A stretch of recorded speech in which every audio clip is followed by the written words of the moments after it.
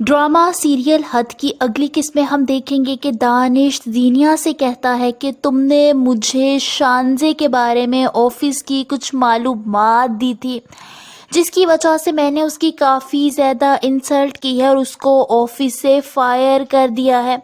ये सुनकर तो ज़ीनिया बहुत ज़्यादा खुश हो जाती है। वो खुशी से दानिश से कहती है कि क्या वाकई वो यही चाहती थी कि शानज़े उस ऑफिस से चली जाए और उसका बदला पूरा हो जाए।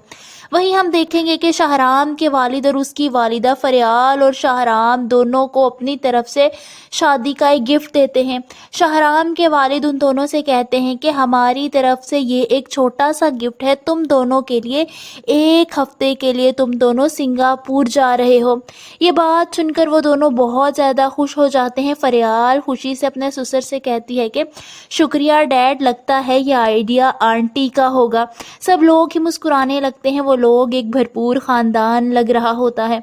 वहीं हम देखेंगे कि दानिश और फ़ेरोज़ दोनों दोस्त होते हैं।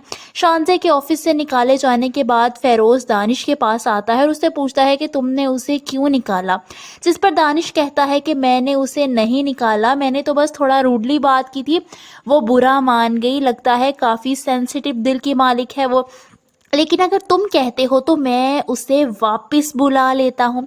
ये सुनकर फ़ेरोज़ सोच में पड़ जाता है और ख़ामोश हो जाता है। वहीं हम देखेंगे कि फ़ेरोज़ की वालिदा फ़रियाल को फ़ोन करती है। फ़रियाल उनको काफ़ी बातें सुनाती है, जिस पर वो उससे कहती हैं कि काफ़ी बदतमीज़ लड़की हो तुम। फ़रियाल कहती है कि मैं बदतमीज़ नहीं हूँ, बस स्ट्रेट फॉरवर्ड हूँ, इसलिए साफ साफ समझा रही हूँ। बदतमीज़ होती तो आपको बातें सुनाती जो आप डिज़र्व करती हैं। ये सब कुछ सुनकर तो उनको फरियाल पर और ज़्यादा गुस्सा आता है।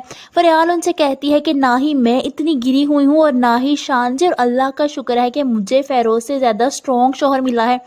ये सारी बातें बाहर खड़ी शानज़े सुन लेती है।